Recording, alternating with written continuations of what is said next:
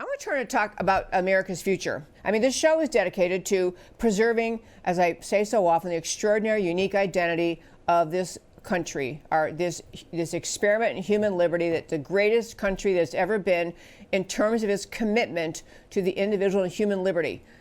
But we had some elections, a couple of days ago. We had the Kentucky elections, we have Virginia elections, and we have, for the reason he's in Louisiana, we have Louisiana elections coming up. The point is, we have elections ongoing, and then we get to the 2020 elections. Very often in our country, you hear after the elections, the Democrats cheering if they won something, and Republicans cheering if they won something, and it gets a little bit wrapped up in the media, kind of the red versus the blue team. Like maybe when you had in junior high school, when you had the gym teacher assign different teams, and you had the red pennies and the blue pennies.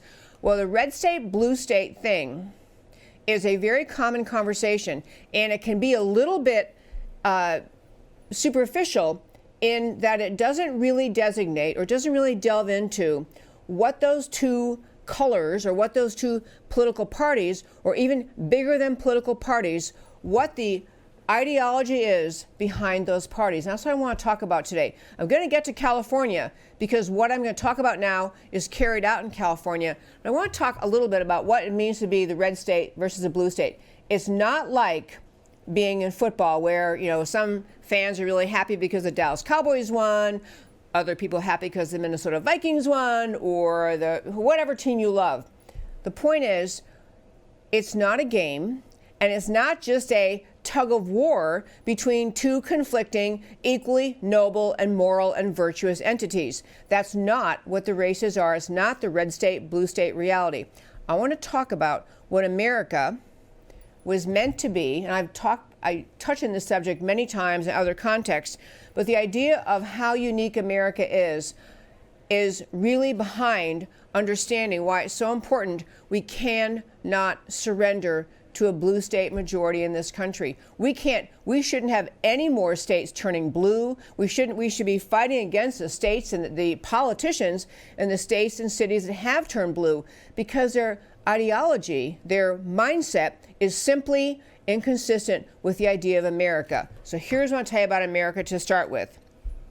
In the Declaration, we had the statement that is recounted, sadly, not enough in public schools, but recounted in other places, the idea that all men are created equal, that we're endowed by our Creator with certain rights. Endowed by our Creator, endowed by God with certain rights. That is the point of the beginning of the Declaration. You have rights because you were born. It was unique in all of world history for a country to found itself on that idea, that all of us are created equal. Men and women, each of us, all of us are created equal with equal rights from our Creator, that we have unalienable rights, rights that no one ever has permission to take away from us. Unalienable, cannot be taken away. Life, liberty, pursuit of happiness. On top of that, we have rights spelled out in our Constitution, which were really an embellishment of or a development of the ideas from the Declaration. The rights in the First Amendment, the rights of freedom of speech and assembly and religion, all those rights. It's spelled out for America the idea that we are founding our country in the right of the individual to live in freedom and to live his or her life in the way you choose. And the government's purpose, the very reason for the government's existence, is to protect the rights of each of us to live our lives in liberty. It is an extraordinary, unique, impossibly important. You cannot possibly overstate the importance of those ideas of America's founding. In short, the idea of individual freedom and responsibility under God, with government doing no more than necessary and mostly staying out of the way of industrious, good individuals. So the founding of America had the idea about a nation under God, assuming, therefore, that individuals have individual abilities, freedoms, and rights. We individuals, we carry forth our God-given identity in a society, in a free society where we function freely. That was one of the points. I want to contrast that with how blue state or left-wing thought, where it starts from. Left-wing thought, the secular America, the secular left in this country, the radical left that has actually taken over the Democrat Party, this secular state idea starts from a whole different premise than the America idea. The secular left idea starts from the premise, the assumption that there is no God, that all of us are just wandering carbon units, wandering around the earth, and that we are helpless and hapless and cannot possibly take care of ourselves, cannot be trusted to govern ourselves, cannot be trusted to take care of ourselves, cannot be trusted to be self-reliant and make our way in life. So the secular mindset, assuming God does not exist, therefore assuming that everyone is just kind of a wandering, as I say, carbon unit, a wandering DNA unit that has no God-given talents, abilities, and rights and freedoms. So the secular leftist looks at people as individuals who simply must be housed, fed, clothed, educated, forced, controlled, contained by a very powerful central government. Where you start with the idea of whether God exists and people have rights from God and they have the right to live in freedom, or you think God doesn't exist, and therefore, because God doesn't exist, there's nobody to take care of these people, there's nobody to help them, there's no way they can figure out right from wrong, there's no way they can be self-reliant, so the government has to do everything for you. This is one of the fundamental distinctions between red state, blue state, between conservatism and the Republican Party, and liberalism, or radical leftism, and the Democrat Party. These ideas get carried out in California. My next segment is going to be on California, but I want to continue a little more to try to get deeper into this idea of the radical difference between red state, blue state. Because people often look at politics and say, oh, well, if you're a Republican, the Democrats won. This is really bad. We'll have to fight next time. Yes, we always have to fight. But the more you can grasp the depth of importance, the difference between the worldview of the conservative American thinker and the radical secular left, the more you recognize every battle counts, every election counts, and it matters when you get it that you tell your friends, you spread this understanding, because this is not taught as it should be in our schools anymore. So kids don't really know this. In fact, if anything, they've gotten the left-wing indoctrination in their schools. The other, so continuing on this, when you think how the left thinks about people, the secular left, the anti-American secular left, because they see these people are just wandering carbon units, wandering DNA units, there is no sense of redemption possible. They look at people in their present state of life, whatever it happens to be, impoverished or suffering from some addiction or some other problem, and all the left ever does is enable, cement into that person that is your identity, and you can't help yourself, and you can never move forward, and you can never find progress. So the government, if you're the secular left, our job is to enable your homelessness, to agree you're never possibly capable of moving forward in life, of becoming a self-reliant individual. You're never capable of freeing yourself from addiction, whether it's alcohol or drugs or some other addiction that is destroying your life. They don't see people as capable of ever getting out of what they see as their identity. On the idea of seeing life and seeing America as a country filled with individuals, with a God who is our creator and a source of redemption and a source of uplifting your life, there's a different sense, there's a different and higher expectation about how you look at individuals. The left looks at individuals as hapless, helpless, to be controlled, manipulated, provided for, and kept under control. And the right idea and the conservative right, the American idea, is seeing people as having gifts that can blossom and that they can make progress, they can progress, they can move forward.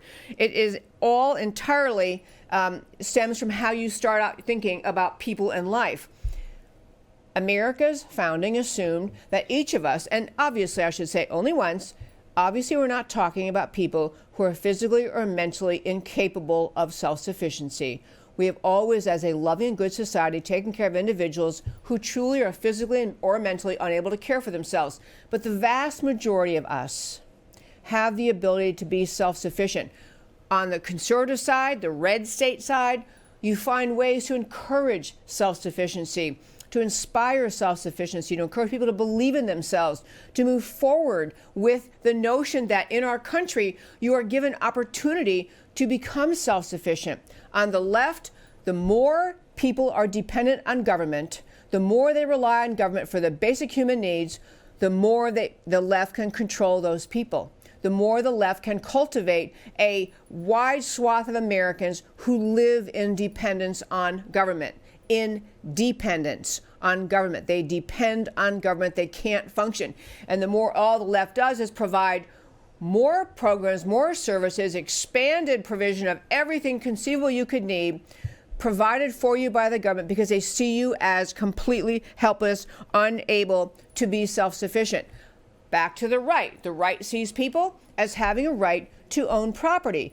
This may seem a little bit afield, a little out there from what we've been talking about, but it's really not. If you have the right to live in freedom, and you have the right to earn, to work hard, to earn and be paid for what you do, to reap the rewards of your labor, then you have the right to own property.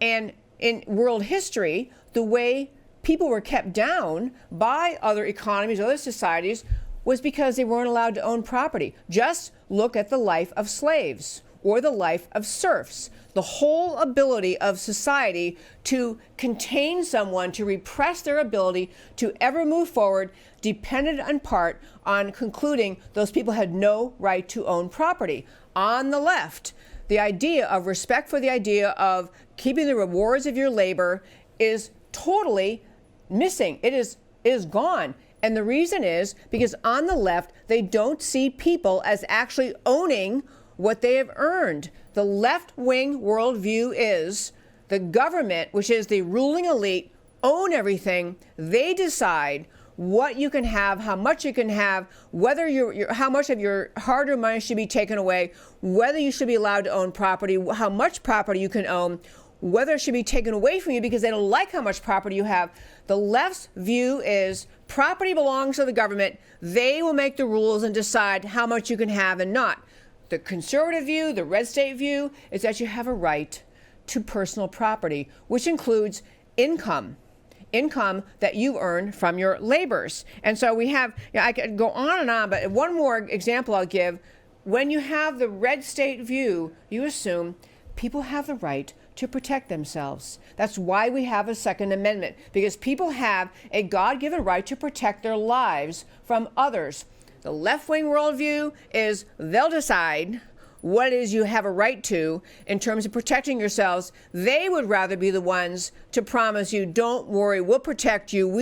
You don't need to be able to protect yourselves. They want you dependent on the government. They want you weak. They want you reliant on the government. And this idea of a self-sufficient bunch of Americans, armed, working hard, owning property, saving money, making their way in life on and their own self-sufficiency, this drives the left wing crazy. The very purpose of government, if you have the blue state view and the right state view, is 180 degrees opposite. It's important to understand these kind of basic ideas before we get to, because we talk on the show all the time about policies, I can policy wonk with the best of them. I love reading policy and discussing it and getting the nitty gritty, but you know what? You got to pull back from big policy disputes and political arguments about various issues that they do matter. But when you get this bigger worldview, the blue state mentality at this time in America, the blue state mentality is government control of everything, the willingness to only permit individuals to have the liberty as much as the government wants you to have, but not any more than that. The government owns property. They decide what you can have. The government will protect you, so you don't have to worry about protecting yourself. And you don't really have the right to own anything or demand anything without the government deciding that you need it. The conservative, the red state view is exactly what the founders intended America to be. Where the Democrat America is today, blue state America, left-wing America, is radically off. Radically, it has uprooted itself from anything connected to the ideas of America's founding. This is why the left is so dangerous in this country today, because they don't embrace the ideas of the founding. And the Constitution, as an example, the idea of the Constitution was to put in place a structure of government to take those precious promises that the Declaration of Independence spelled out and to say, because people have these rights and this inherent right to live in freedom, we're going to create a government structure, the Constitution, that is going to give definition and structure. It was designed, the entire structure of our government was designed to perpetuate, to allow, to implement what the Declaration said. This is why the left hates the Constitution so much, because the Constitution, if follows, radically limits the power of the government that the left wants the government to have. The left in this country, and I'm not just talking about, your grandma and grandpa who vote Democrat their whole life. I'm talking about the people who run the American left, the very anti-American left, which has completely absorbed socialism, completely absorbed cultural Marxism in their platform, in their worldview.